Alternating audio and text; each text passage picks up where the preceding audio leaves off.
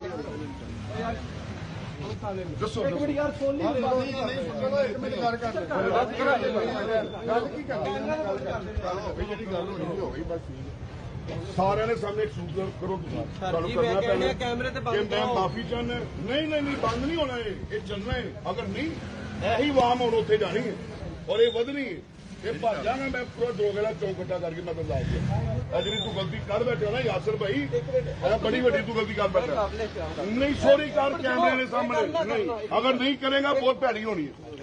ਮੈਂ ਪਹਿਲੇ ਦੱਸ ਦਿਆਂ ਨਹੀਂ ਉਹਨਾਂ ਤੋਂ ਕਰਾਓ ਯਾਰ ਉਹ ਯਾਰ ਨਹੀਂ ਹੈ ਆ ਛੱਡ ਦੇ ਨਹੀਂ ਜਦੋਂ ਕਿਹਾ ਵੀ ਐਮਪੀ ਹੈ ਤਾਂ ਫਿਰ ਤੂੰ ਕਹਿ ਰਿਹਾ ਕਹਿੰਦਾ ਆਪ ਨਹੀਂ ਦੇਣੇ ਪਹਿਲਾਂ ਨਹੀਂ ਹੈ ਐਕਸਕਿਊਜ਼ ਕਰੋਗੇ ਮੈਂ ਜਾਣਾ ਨਹੀਂ ਤਾਂ ਮੈਂ ਨਹੀਂ ਜਾਣਾ ਮੈਂ ਸਾਥ ਛੱਡੋ ਰਹੇ ਮੇਰੇ ਕੋਲ ਗਲਤੀ ਹੋਈ ਹੈ ਮੈਂ ਗਲਤ ਇਨਫੋਰਮੇਸ਼ਨ ਤੁਹਾਡੇ ਗੱਡੀ ਨਹੀਂ ਅਸੀਂ ਗੱਡੀ ਵੇਖ ਕੇ ਤਾਂ ਕਿਸੇ ਨੇ ਚੱਲਿਆ ਕਿ ਨਹੀਂ ਆਵਾਮ ਮੇਰੇ ਨਾਲ ਚੱਲ ਰਹੀ ਹੈ ਪੈਦਲ ਚੱਲ ਰਹੀ ਹੈ ਸ਼ੁਕਰੀਆ ਅਦਾ ਕਰਦੇ ਹਾਂ ਸਭ ਪੂਰਾ ਪਿੰਡ ਵੇਚਦਾ ਪਿਆ ਤੁਸੀਂ ਮਗਰ ਆ ਕੇ ਕਿਹਾ ਗੱਡੀ ਰੋਕੋ ਚੈੱਕ ਕਰਾਓ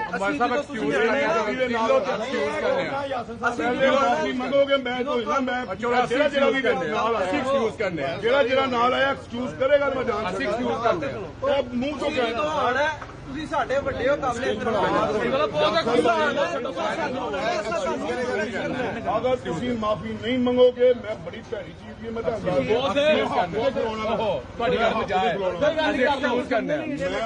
ਖਲੋਣਾ ਲਾਵਾ ਇਹ ਐਕਸਕਿਊਜ਼ ਕਰਨੀ ਪੈਣੀ ਸਾਹਿਬ ਤੁਸੀਂ ਮੇਰੀ ਸੁਣੋ ਮੈਂ ਕਹਿ ਰਿਹਾ ਤੁਸੀਂ ਸਾਡੇ ਵੱਡੇ ਹੋ ਸਾਡੇ ਲਈ ਕਾਬਲੇ ਇhtਰਾਮ ਹੋ ਤੁਸੀਂ ਆਣਾ ਤੁਸੀਂ ਸਾਨੂੰ ਦੱਸਣਾ ਸਰ ਤੁਹਾਨੂੰ ਪ੍ਰੋਟੈਕਸ਼ਨ ਵੀ ਦੇਣੀ ਹੈ ਤੁਹਾਡੇ ਨਾਲ ਵੀ ਰਹਿਣਾ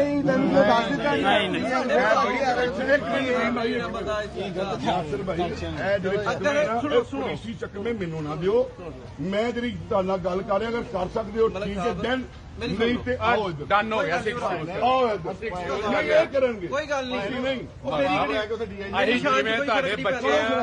ਕਰੋ ਐਕਸਕਿਊਜ਼ ਚਲੋ ਮੈਂ ਐਕਸਕਿਊਜ਼ ਕਰ ਲੈਂਦਾ ਬਸ ਗੱਲ ਮੇਰੀ ਵਜ੍ਹਾ ਤੋਂ ਤੁਹਾਡੀ ਆਪਣਾ